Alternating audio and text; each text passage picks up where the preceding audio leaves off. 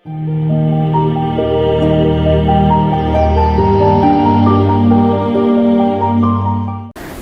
दोस्तों, मेरा नाम डॉक्टर राधिका केड़कर है। मैं एक साइकेट्रिस्ट हूँ, साइकोथेरेपिस्ट हूँ, अकोला में प्रैक्टिस करती हूँ।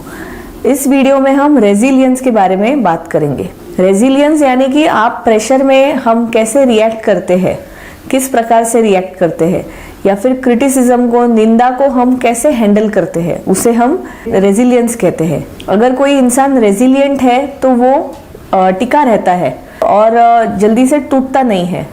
फॉर एग्जाम्पल, अगर दो चीज़ें हैं, एक है स्प्रिंग और एक है क्ले।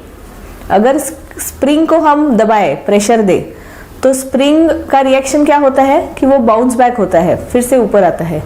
और अगर क्ले है या फिर आटा है, उसको अगर हम दबाए तो वो पूरी तरीके से दब जाता है, उसकी एक रोटी बन जाएगी।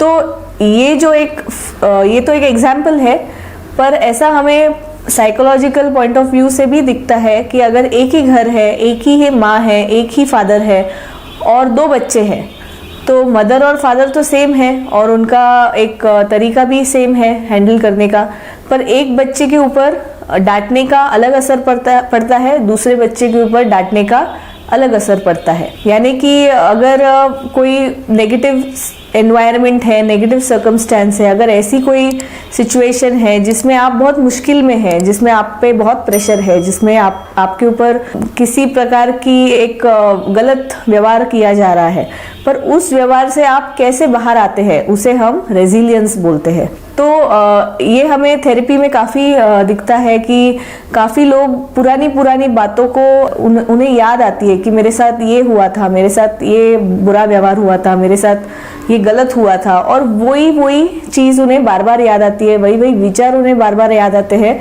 और वो आगे नहीं बढ़ पाते लाइफ में। तो ये सोचने की एक नेसेसिटी है कि हम उसको कैसे रिएक्ट कर रहे हैं। क्या आपको स्प्रिंग जैसे रिएक्ट करना है या फिर आपको आटे जैसे, मतलब दब जाना है? ये कहीं ना कहीं हमारा एक रिस्पॉन्स हम डिसाइड कर सकते हैं और जो भी हमारे साथ हुआ है उससे हम आगे बढ़ सकते हैं।